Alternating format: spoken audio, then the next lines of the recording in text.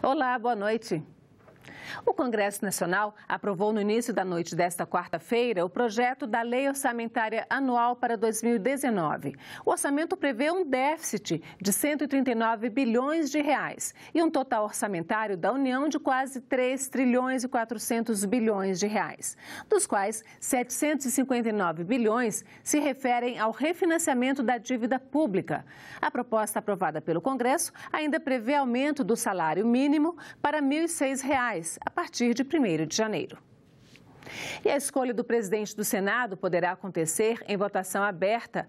A decisão foi do ministro do Supremo Tribunal Federal, Marco Aurélio Mello, e causou repercussão no plenário.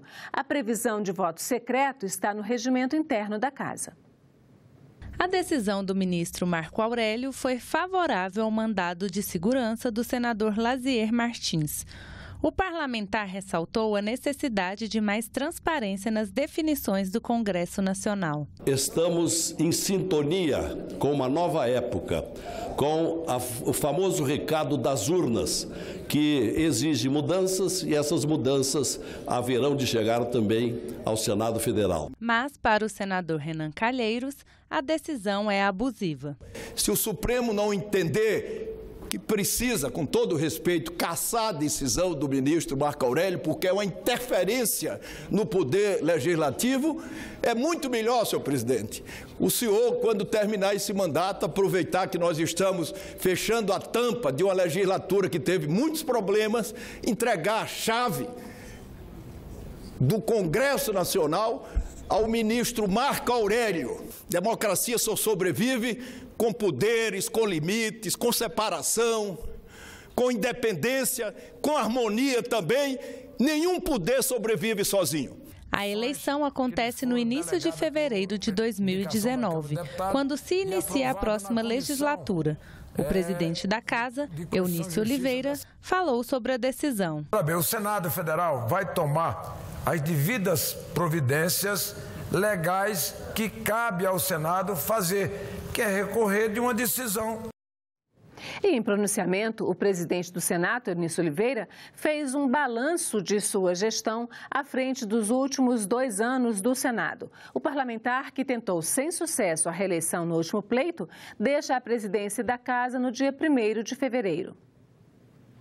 Tive a honra concedida por este plenário de presidir o Senado Federal nesses últimos 2 anos. Tenho certeza que o esforço valeu a pena. As vitórias foram muitas, constituídas e construídas de forma consensual, coletiva, sem personalismo e sem enfrentamentos improdutivos, como vimos acontecer em algumas legislaturas. Projetos votados. Votamos em 2017, senadora Gleice, 382 proposições entre proposta de emenda à Constituição, medidas provisórias, projeto de lei e de resolução do Senado Federal, além de aprovações em caráter terminativo nas comissões desta Casa. E neste ano de Copa do Mundo e eleições gerais, mais de 318 mil matérias, 18 matérias, em um total que supera 700 votações. Comunicação democrática. Inicio minha prestação de contas com uma das áreas que essa presidência prometeu e cumpriu em colocar, exercício do plenário e consequente da opinião pública, os veículos de comunicação dessa Casa. Sem distinção de partido, de estado, de região, com a garantia de uma cobertura jornalística democrática, plural, apartidária. Todos os integrantes dessa Casa encontraram a mesma receptividade ao decidir participar de entrevistas nos veículos de comunicação do Senado. Jovem senador. Com um olhar para o futuro do Brasil, nosso programa Jovem Senador, uma referência nacional, passou de 150 mil jovens inscritos em 2017 para 195 mil jovens em 2018. Economia administrativa. Cita a economia de 40 milhões em compras e contratações. Só em 2017, resultado da reformulação dos nossos sistemas, acabando com as compras fracionadas e praticamente dando fim às chamadas compras emergenciais. Apenas para exemplificar, em 2012 foram 12 aquisições emergenciais apenas. No ano passado, apenas uma compra emergencial. 2018, desculpe. As contratações com dispensa de licitação também sofreram drástica redução. Há 6 anos eram 411, no ano passado apenas 19. Sustentabilidade. O uso de copo descartável caiu de 90% e atualmente aproveitamos quase 100% dos resíduos orgânicos que produzimos. Além disso, hoje consumimos 31% menos água do que nos últimos 2 anos. E o consumo de papel, que já vinha caindo, diminuímos mais 8%. Essa combinação de tecnologia, gestão inovadora e capacitação possibilitou, de forma inédita na história do Tesouro Nacional, a devolução, pela primeira vez e o único órgão da Federação, a devolução de 303 milhões de reais aos cofres públicos para aplicação em saúde e educação. A Comissão de Constituição e Justiça rejeitou a emenda da Câmara que alterava a lei da responsabilidade das estatais, liberando a nomeação de políticos e seus parentes nessas empresas. A mudança foi feita pelos deputados em projeto que trata de agências reguladoras. Os senadores da Comissão de Constituição e Justiça afirmaram primeiro que a emenda não tem relação com o assunto tratado no projeto. Além disso, a mudança feita pelos deputados contraria os princípios estabelecidos pela Lei de Responsabilidade das Estatais.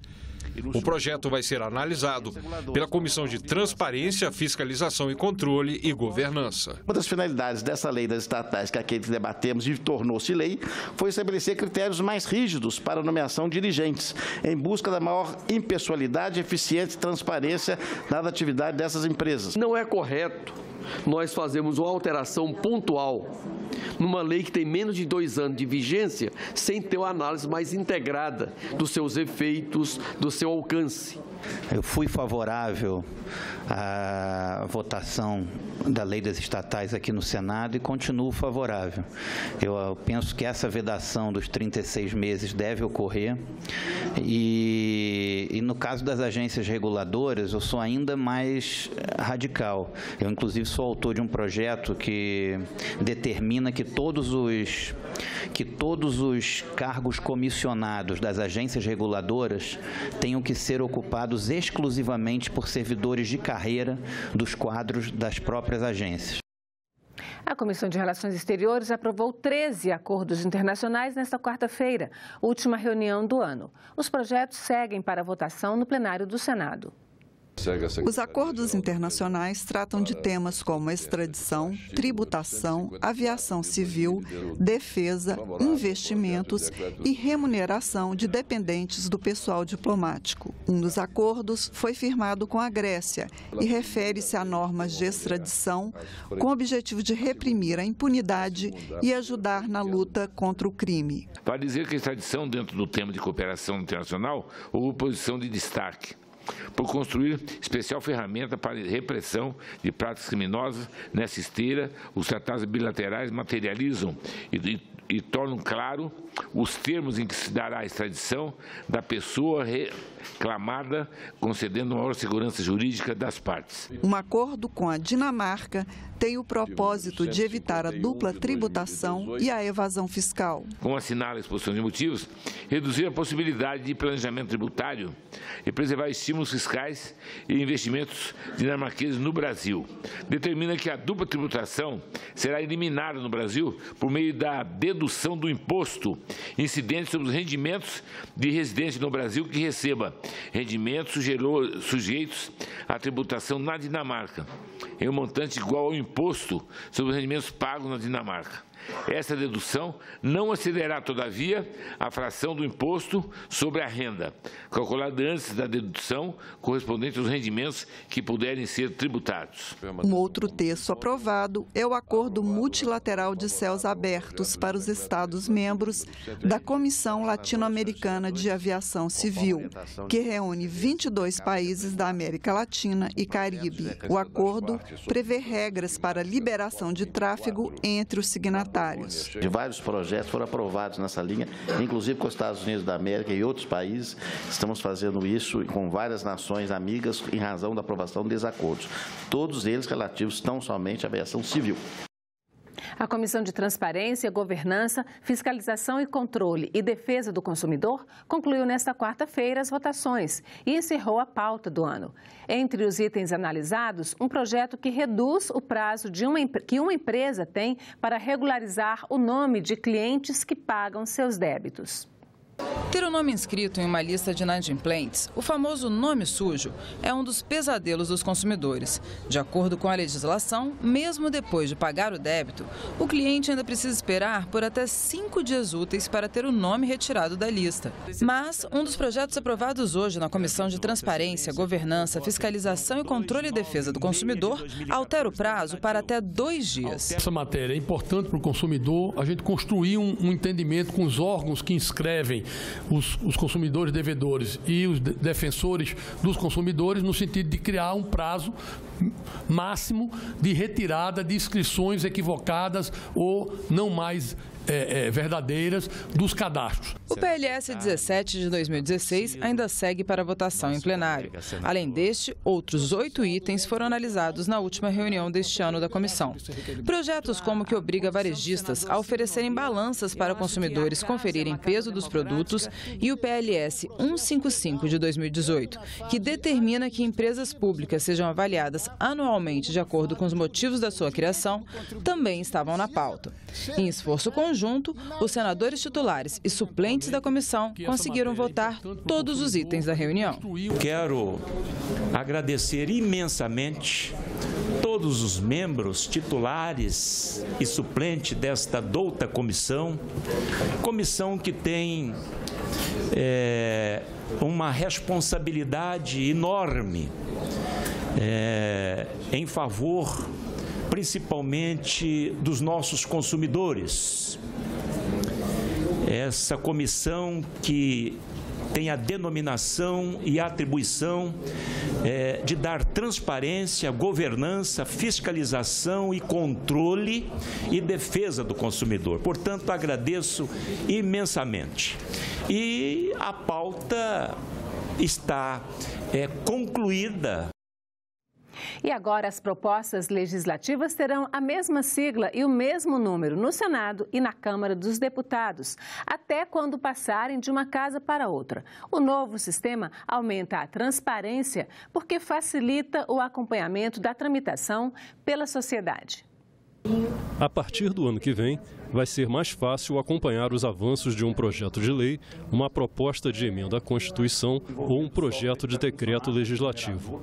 O Senado e a Câmara assinaram nesta quarta-feira um ato que unifica os nomes e as numerações das propostas durante toda a tramitação no Congresso. Até 2018 era muito comum nós termos uma matéria importante em discussão na Câmara dos Deputados que era conhecida na sociedade inteira, na mídia, por um determinado número, né? A PEC 37 ou PL 130. E depois que a Câmara aprovava, ele chegava ao Senado e ganhava um outro número. E de repente toda aquela referência dos parlamentares e que a sociedade como um todo, né, conhecia para denominar aquela matéria, perdia-se. Então não fazia mais sentido, com os sistemas informáticos que temos tão integrados, que a gente mantivesse uma numeração distinta em cada uma das casas. A principal vantagem da gente unificar a numeração dos projetos é que tanto para os parlamentares quanto para os cidadãos em geral, isso vai permitir uma recuperação mais rápida de informação relativa à tramitação das matérias na Câmara e no Senado, notadamente para aquelas matérias que têm tramitação bicameral, a saber, os projetos de lei complementar, as PECs e os projetos de decreto legislativo. Pela nomenclatura atual, existe uma verdadeira sopa de letrinhas. O nome depende de onde o projeto está tramitando, de onde veio a proposta e qual é o tipo de proposta, podendo mudar até 3 vezes até o fim da aprovação ou rejeição final. A partir do ano que vem, haverá apenas 3 siglas, que serão iguais no Senado e na Câmara. A numeração passa a ser anual e também unificada, até o fim da tramitação no Congresso. O novo sistema levou cerca de 7 meses para ficar pronto e passa a valer em fevereiro, quando começa o próximo ano legislativo. Para evitar confusão, as propostas que já estão em tramitação só vão mudar de nome se passarem da Câmara para o Senado ou vice-versa. E aquelas matérias que estão no acervo e que venham a ser aprovadas a partir de 2019, quando mudarem de casa, aí já ganham numeração única. E a partir daí seguem com o novo padrão de numeração. Ficamos por aqui. Você pode rever as reportagens desta edição em nossa página na internet, senado.leg.br/TV. Muito obrigada pela companhia. Continue sintonizado aqui na TV Senado.